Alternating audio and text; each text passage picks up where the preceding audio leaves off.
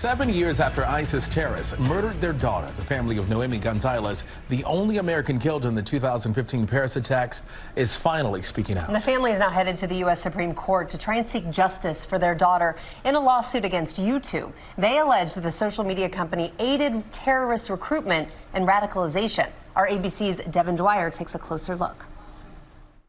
Losing my daughter in that attack, it was horrible. Even after 7 years, the loss for Beatriz Gonzalez and Jose Hernandez is profound. It's sad in a way because she's not here. But at the same time, we like to talk about how she lived.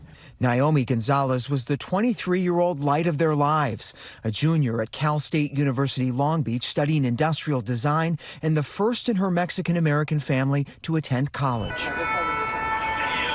But in November 2015, tragedy struck in Paris. ISIS terrorists on a rampage across the city. Hours later, they learned the horrific news that Naomi was one of 130 killed and the only American. I never thought that something is going to happen to her. I could never imagine it. Never. In a lawsuit filed in 2016, they allege YouTube parent company Google gave material support to ISIS by not only allowing the group to post videos, but by promoting them through algorithms that recommend content to other users. If some changes can be done, that is a big thing. But Gonzalez has been unable to even make the case in court because of a landmark law known as Section 230 of the Federal Communications Decency Act, which gives sweeping immunity to social media companies. It protects companies like Twitter, Google, and Facebook from being sued for photos, video, and commentary uploaded by users, or for the company's decisions to moderate content on their sites. They get to decide what to carry, they get to decide what not to carry, and they get to decide how to design their algorithms to amplify certain types of content or to de-emphasize other types of content. The Gonzalez family argues algorithms which spread users' content shouldn't qualify for immunity, and next month they'll make that case at the U.S. Supreme Court. This is the first time ever the Supreme Court has weighed in on 230. What would that mean for your clients if in fact the Supreme Court were to roll back 230?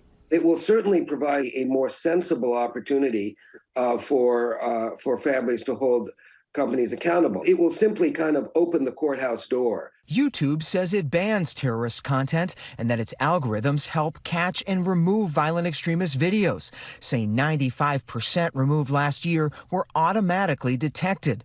A spokesperson telling ABC News undercutting Section 230 would make it harder for websites to do this work, making services far less useful, less open, and less safe. The change in the liability rule will likely create far greater litigation risk. You could see far more dangerous content online because companies would be afraid to moderate. The tech industry says it could upend the internet as we know it. Some companies are going to over-sanitize their services, and they'll err on the side of caution. And others, meanwhile, are just going to stick their heads in the sand, and they'll abdicate completely. As we join the Gonzalez family on a visit to Naomi's gravesite, her parents told us they want the Supreme Court to help seek justice for their loss. What do you hope comes from this case at the end of the day?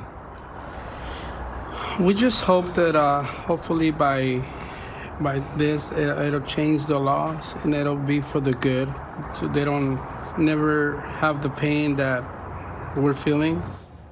A lot of people, of course, will be watching this because of the widespread impacts this case could have. And our parents vowing to never give up. Many thanks to Devin Dwyer for that report.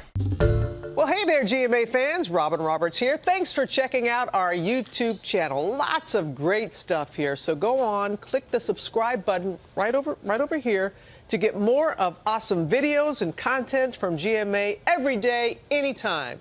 We thank you for watching, and we'll see you in the morning on GMA.